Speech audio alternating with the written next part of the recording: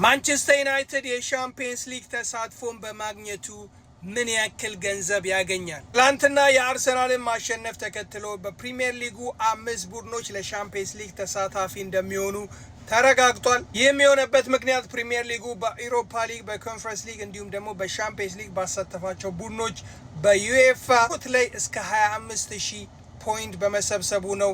ስፔን እንዲሁም ደግሞ ጀርመኒ ሌላኛውን የ5 ሻምፒየንስ ሊግ ስፖት ለማግኘት ይታገላሉ። ኦፕታ ኮምፒውተርም ከሆነ ማንቸስተር ዩናይትድ በፕሪሚየር ሊጉ ከ1 እስከ 5ኛ የመጨረስ 95% እድል አለው። ፋይናንሻል ኤክስፐርት የሆነው እንደ ኬረን መጓየር ኤስቲሜሽን ከሆነ ማንቸስተር ዩናይትድ የሻምፒየንስ ሊግ ተሳትፎን በማግኘቱ እስከ 120 ሚሊዮን ፓውንድ ሊያገኝ ይችላል። ሻምፒየንስ ሊግ ተሳትፎን በማግኘቱ ከአዲዳስ የሚያገኘው እንዲሁም ደግሞ ጨዋታዎችን በሻምፒየንስ ሊግ በምድብ ጨዋታዎች ላይ በማሸነፉ አቻ በመውጣቱ በኦልድ ትራፎርድ ሬቨኑ እንዲሁም ደግሞ በቲቪ ሬቨኑ እስከ 100 ሚሊዮን ፓውንድ ሊያገኝ ይችላል። እዛ በተጨማሪ በፕሪሚየር ሊጉም ከ15ኛ ወደ 5ኛ የሚሸጋገር ከሆነ እስከ 18 ሚሊዮን ፓውንድ ያገኛል። ላስት ሲዝን ማንቸስተር ዩናይትድ 15ኛ በመጨረሱ 136 ሚሊዮን ፓውንድ አግኝቶ ነበረ ከፕሪሚየር ሊጉ። 5ኛ የጨረሰው ኒውካስል 160 ሚሊዮን ፓውንድ አግኝቶ ነበረ። ሶ ለስ አስዩም ማንቸስተር ዩናይትድ 5ኛ እንኳን ሆኖ ቢጨርስ ቀደም ብዬ የጠቀስኳቸውን እስከ 120 ሚሊዮን ፓውንድ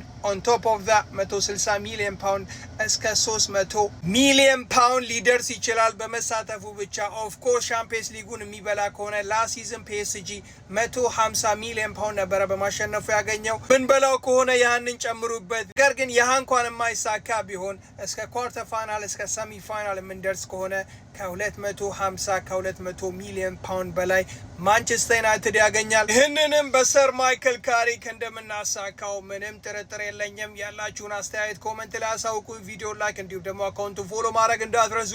ኮሞን ዩናይትድ